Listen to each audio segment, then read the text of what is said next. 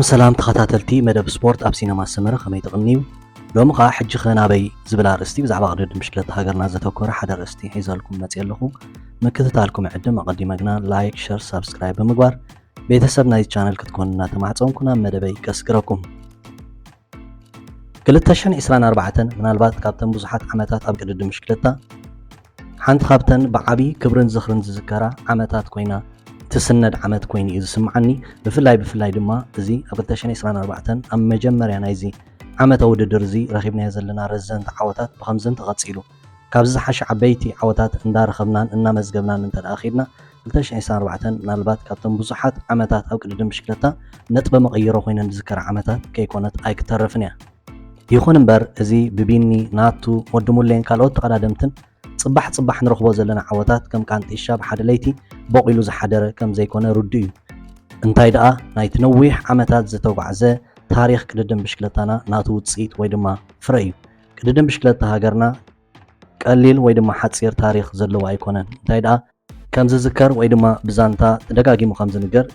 ብግዜ መግዛእቲ ጥልያን ኣብ ኤርትራ ጥልያን ባዕሎም ንገዛእ ጥቕሞም ክብሉ ብሽክለታ ናብ ሃገርና ከም ዘተኣታተው ብፍላይ ድማ ኣብቲ 1830ታት ዝነበረ ግዜ ንሶም ጥልያን ጥራይ ዝጥቀሙለን ወይ ድማ ንዕኦም ጥራይ ዝምልከታ ንብረት ወይ ድማ መጓዓዝያ ከም ዝነበራ እቶም ናይ ሽዑ ዝኽርታቶም ዘካፍሉ ሰብ ፀጋ ይነግሩ ይኹን እምበር ኣብ 1940ታት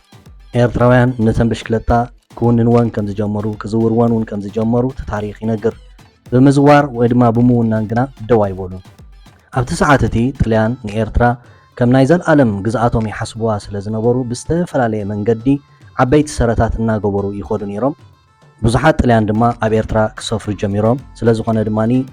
ኩሉ ዓይነት ኣገልግሎት መታን ክረኽቡ ንኤርትራ ብፍላይ ድማ ነተን ከተማታት ዘመናውያን እናገበሩ ይሃንፅወን ነይሮም ዝተፈላለየ ኣገልግሎት ንክረኽቡ ድማኒ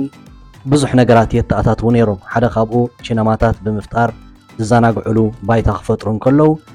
ንቅድድም ብሽክለታውን ሓደ ከም መዘናግዒ ስፖርት ኣብ ኤርትራ ኣተኣታትየሞ ብፍላይ ድማ ኣብ ኣስመራ ከም ውድድር ተጀሚሩ ማለት እዩ በዚ ሰዓት እዚኦም እምበኣር ኤርትራውያን ቀስ እንዳበሉ ናብቲ ውድድር ክፅምበሩ ዝጀመሩ መጀመርታ ጥልያን ጥራይ ዝወዳደርዎ ውድድር ነይሩ ይኹን እምበር ኤርትራውያን ናብቲ ውድድር ቀስ ብቀስ ክኣትዉ ምስ ጀመሩ ምእታውን ምውዳርን ጥራይ ዘይኮነ ነቶም ፀዓዱ ኣብ ገዛ ዓድና ኣይትስዕሩናን ኢኹም ብዘስምዕ ኣብ ፅርግያታት ኣስመራ ከሰንፍዎምን ከዳኽምዎምን ተራእዮም ብፍላይ ድማኒ ካብቶም ናይ ሽዑ ግዜ ዘይርስዑ ተቐዳደምቲ ከም በዓል በርበረ ዓበይቲ ዓወታት የመዝግቡ ከም ዝነበሩ ታሪኽ ቅድድም ብሽክለታ ኤርትራ መዝጊብዎ ዘሎ ዘይሃስስ ደሚቕ ታሪኽ እዩ በቲ ሰዓት እቲ ኤርትራውያን ደገፍቲ ነቶም ኣብ ሃገሮም መፂኦም ዝገዝእዎምን ዘሳቒዎምን ዝነበሩ ጓኖት ኣብ ቅድሚኦም ብደቂ ዓዶም ብኤርትራውያን ኣብ ቅድድም ብሽክለታ ክሰዓሩ ክርእዎም ከለዉ ኤርትራውያን ፀብለል ክብሉ ነቶም ፀዓዱ ስዒሮም ሕንፃፅ ክረግፁ ክርእዎም ከለዉ ተሃኖም የውፅኡ ከም ዝነበሩ ወይ እውን እንታይ ይስምዖም ከም ዝነበረ ክትሓስቦ ወይ ድማ ክትግምቶ ከቢድ ኣይከውንን ስለዚ ቅድድም ብሽክለታ ሃገርና ካብ ዝነዊሕ ግዜ ዝጀመረ ዓብዪ ታሪኽ ዘለዎ ውድድር ናይ ስፖርት እዩ ብፍላይ ድማኒ ኣብ ከተማ ኣስመራ ሰሙን መፀ ዝካየድ ውድድር ከም ምዃኑ መጠን ከም ባህሊ ዝተኣታተወ ሰባት ከም መዘናግዒ ወይ ድማ ተራኺቦም ብሓደ እናተዓዘቡ ዝዘናግዕሉ ዓብዪ ናይ ፍቕርን ናይ ደስታን ስፖርት ከም ዝነበረ ብፍላይ በዚ ኩነት ዝሓለፈ መንእሰይ ድማኒ ቀሊል ዝኽሪ ከም ዘይብሉ ርዱ እዩ ኣብ ኤርትራ ብሓፈሻ ብፍላይ ከዓ ኣብ ከተማ ኣስመራ ምሽክለታ ከም ምንጪ መጓዓዝያ ኣዝያ እያ ትዝውተር ሓደ ካብቲ ዘገርም ተርእዮታት እንተደኣ ሃልዩ ምሽክለታ ዝዝውሩ ሰባት ኣብ ዝኾነ ፅርግያታት ኣብ ዝራኸብሉ ግዜ ብዘይ ዝኾነ ምዝርራብ እቲ ሓደ ነቲ ሓደ እንተደኣ ሓሊፍዎ ንምንታይ ሓለፈኒ ብዝብል ስምዒት ዘይፋለጡ ሰባት ብሽክለታ ክቀዳደሙን ክትሃላለኹን ምርኣይ ሓደ ካብቲ ልምዲ ዝኾነ ባህሊ እዩ ኣብ ኤርትራ ብዙሕ ቦታታት ንኤርትራ ዝርአ እዩ መጀመርታ ኣብ ኣስመራ እዚ ውድድራት ዓብዩ ልሙድ እናኸወደ ከይዱ ብዙሓት ኣፍቀርቲ ኣጥርዩ ብፍላይ ድማኒ ኣብቲ ሰዓታት ኣብቲ 1990ታት ኣብ ዝነበረ ግዜ ክሳብ ክንደይ ፍቱውን ኣዘናግዕን ዓይነት ውድድር ከም ዝነበረ ሰባት ነናቶም ቲፎዞ ወይ ድማ ደገፍ ሒዞም ዝነበረ ምትህልላኽ ተዘካሪ እዩ ድሕሪ ናፅነት ድማ እቲ ውድድር ብዛዕበየ መንገዱ ቀፂሉ ሬድሲ ስካንያ ቴላ ኣስፔኮም ከምኡ እንዳበላ ጋንታታት ክስስና ጀሚረን ብዙሓት ተቐዳደምቲ ክፈሪ ጀሚሮም እቲ ውድድር እናዓበየ ከይዱ ተዓዘብቲ እውን ካብ ግዜ ናብ ግዜ እናበዝሑ ከይዶም ብፍላይ ኣብ 1997 ኣብ ዝነበረ ቻምፒዮን ዞባ ማእከል ሓደ ካብቲ ኣዝዩ ዘይርሳዕ ዝኽሪ ዘለዎ ኣብ ቅድድም ብሽክለታ ሃገርና እዩ ኣብ መንጎ ዮናስ ዘካርያስን ኣብ ሰዓት እቲ መንእሰይ ዝነበረ ሰናይ ፀጋይን ዝነበረ ህልኽ ናይ ቻምፒዮንነት ኣብ መንጎ ኤርቴልን ቴለን ዝነበረ ናይ ቻምፒዮንነት ህልኽ ስጋ መወዳእታ መዓልቲ መን ጋንታ ትዕወት መን ተፃዋታይ ይዕወት ፍሉጥ ኣብ ዘይነበረሉ ኣዝዩ ከቢድ ውድድር በቲ ሰዓት እቲ ኣብ ጎደናታት ናይ ሞኖፖሊ ዝተረኸበ ህዝቢ ቁፅሪ ክንዚ ኢልካ ክትግምቶ ዘይትኽእል ኣዝዩ ፀጉሪ ርእሲ ዝኾነ ህዝቢ ከም ዝተኸታተሎ ግን ብፍላይ በቲ ሰዓት እቲ ዝኽሩ ዘለዎ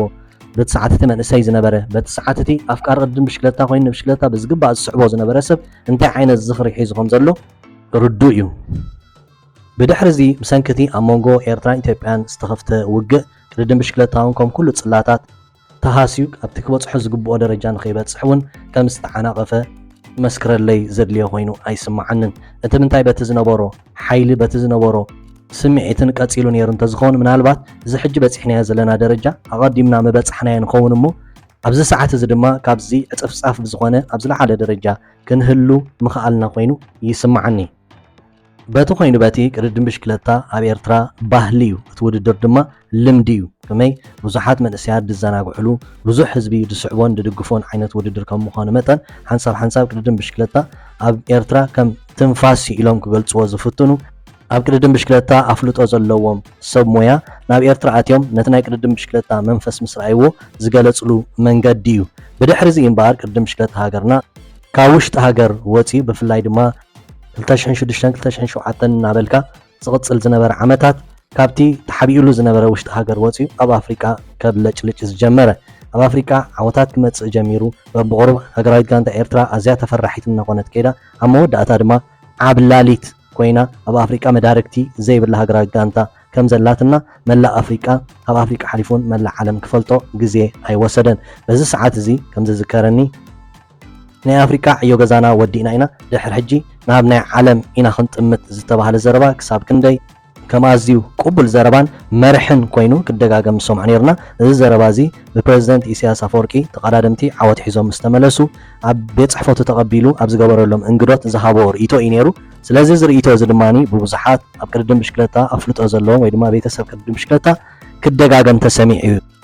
ይኹን እምበር ነዚ ንምግባር ከ እንታይ ተገይሩ? እንታይ ዓይነት ምድላዋት ተኻይዱ? እንታይ ዓይነት ስራሕ ተሰሪሑ? ቅድድም ብሽክለታ ክዓቢ እንከሎ ከምቲ ዝተገለጸ ድማኒ ኣብ ኣፍሪቃ ኣንፀባሪቕና ምስቲ ናይ ዓለም ደረጃ ንኽወዳደር እንተደኣኒ ሓሲብናን ወሲናን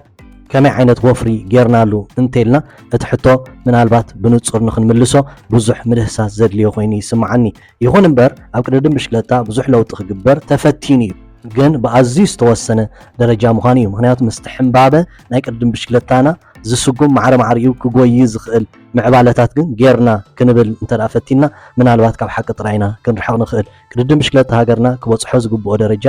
እዚ ጥራይ ነይሩ ኢለ ኣምንኔ ብልክዕ በፂሕናዮ ዘለና ደረጃ ንእሽተይ ኣይኮነን። ከምቲ ቀዲመ ገሊፀየ ዝነበርኩ ግን ኣቐዲምና እውን ክንበፅሖ ዝነበረና ኮይኑ ይስምዓኒ። ኣብዚ ሰዓት እዚ ናብቲ ካብዚ ዝበረኸ ደረጃታት ከነቋምተሉ ንኽእል ግዜ እውን ነይሩ ክኸውን ይኽእል እዩ። ሕጂ እውን ግን ብዛዕባ እቲ ዝሓለፈ ክግበር ዝነበሮ ምዝራብ ትርጉም ስለ ዘይህልዎ ካብዚ በፂሕናዮ ዘለና ደረጃ ናበይ ገፅና ኢና ክንከይድ ሕጂ ኸናበይ ኢልና ክንሓስብን ነቲ ብሕጂ ክንበፅሖ ንኽእል ዓበይቲ መድረኻት እቲ ዝግባእ ስራሕ እንተዘይሰሪሕና እቲ ዝግባእ ወፍሪ እንተዘይጌርና እዚ በፂሕናዮ ዘለና ደረጃ ኣብኡ ቆይሙ ክቕፅልን ወይ እውን ሓደ መዓልቲ ነዚ በፂሕናዮ ዘለና እውን ደረጃ እውን ንስእነሉ ኣጋጣሚ ክፍጠር ይከኣል እዩ። ስለዚ ዝምልከቶ ኣካል ሓላፍነቱ ክዋፅእ ኩሉ ኣብ ቅድድም ብሽክለታ ኩሉ ኣብ ዙርያ ቅድድም ብሽክለታ ዝርከብ ኣመሓደርቲ ሞያውያን ኣፍቀርትን ሓላፍነትና ክንዋፅአን እቲ ሕጂ ክንገብሮ ዝግባአና ብምግባር ነቲ ፅባሕ ክንበፅሖ እንደሊ ደረጃ ንክንበፅሕ ባይታ ከነጣጣሓሉ ግዜኡ ኮይኑ እስማዓኒ። እቶም ኣብቲ ሞያ ዘለዉ ክኢላታት ወይ ድማ ፈላጣት ናይ ቅድድም ብሽክለታ ኤርትራ ከም ሃገር ዘለዋ ኣልቲቲዩድ ንቅድድም ብሽክለታ ምቹእ ምዃኑ ይገልፁ እዮም። ክሳብ ክንደይ ተጠቂምናሉ ንሕና ኤርትራውያን ጥራይ ዘይኮና ከም በዓል ዩሲኣይ ዝኣመሰላ ዓበይቲ ትካላት ናይ ቅድድም ብሽክለታ መደበረን ኣብኡ ገይረን ዝያዳ ዕድል ንኤርትራውያን ክፈጥራሉ ዝኽእል ኣጋጣሚ ክንፈጥር ዘይከኣልናሉ ምክንያት ክሳብ ሕጂ ኸ እንታይ እዩ ኢልና ደው ኢልና ክንሓስበሉን ሕጂ እውን ንዕአን ማዕፆና ከፊትና ነቶም ተቐዳደምትና ኣብ ኤርትራ ዘለዉ ዋሕዚ ተቐዳደምቲ ናብቲ ዝለዓለ ደረጃ መታን ክበፅሕ እዚ ዓይነት ዕድላት ክንጥቀመሉ ይግባአና እዩ። ገለ ሃገራት ከም በዓል ደቡብ ኣፍሪቃ ነዚ ዕድል እዚ ተጠቂመን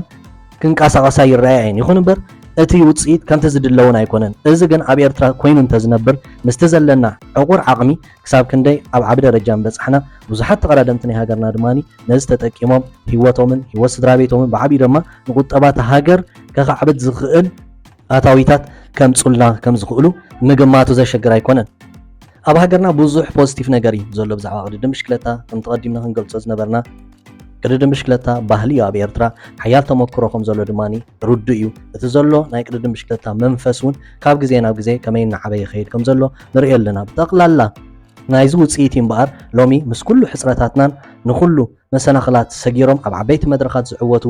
ኤርትራውያን ተቀዳደምቲ ክንርኢ በቂዕና ዘለና እቲ ተበፂሑ ዘሎ መድረኽ ቀሊል ኣይኮነን ኣብ ቻምፒዮን ዓለም ብቢንያም ግርማይ ፖዲየም ደይብና ኣብ ግራንድ ቱር እውን ብቢንያም ናቱ ሄኖክን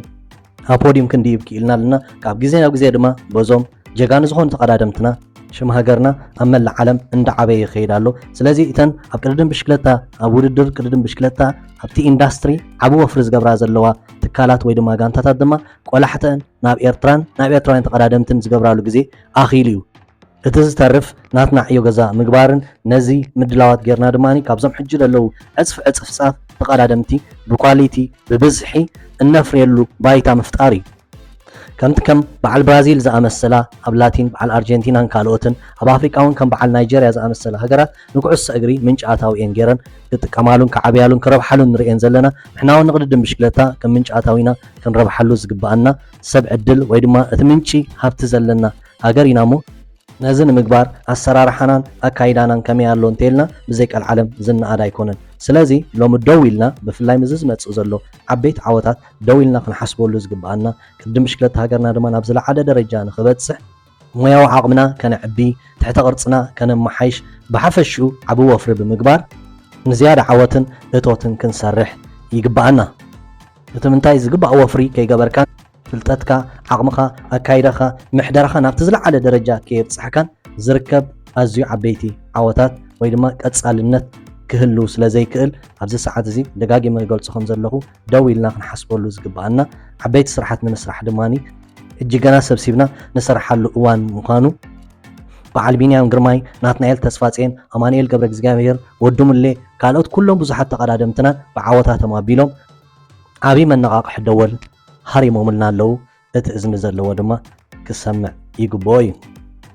ቅድድም ብሽክለታ ሃገርና ሕጂ ኸናበይ ኣብ ዝብል ኣርእስቲ ንሎሚ ቀዳማይ ክፋል ኣብ ዝወዲእ ኣለኹ ካልኣይ ክፋል ሒዘልኩም ክመፅእ ኣብ ካልኣይ ክፋል ወሓዚ ተቀዳደምትና ካበይ ናበይ ዘጋጥም ዘሎ ብድሆታት ቅድድም ብሽክለታና እንታይ እዩ ዝሓትት ዘሎ ወይ ድማ እንታይ እዩ ዝጠልብ ዘሎ